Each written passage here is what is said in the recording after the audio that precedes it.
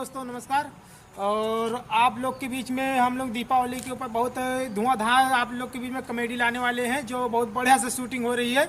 जो आप लोग देखिए, बहुत ही धांसूदार, बहुत दमदार है, खतरनाक और फनी भी बहुत गजब की उसमें। आप लोग देखिएगा जरूर। और इस समय हम लोग उसी पे काम कर रहे हैं और इसमें हमारे एक्टर भी हैं।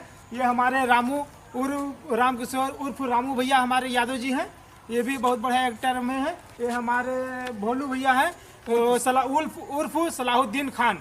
ये हमारे गोलू चौहान जी हैं, इनका भी बहुत बहुत सहयोग रहा है। ये हमारे एक्टर हैं।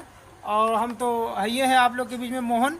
लेकिन एक बात सुन लीजिए, वीडियो बड़ा जबरदस्त देखिए, आपका दिल खुश हो जाएगा। और चैनल को सब्सक्राइब, लाइक और शेयर वीडियो जरूर कर दीजिएगा, क्योंकि बहुत मेहनत से हम लोग वीडियो बनाते हैं। इस बार बहुत खतरनाक वीडियो आने वाली है आप लोगों के बीच में।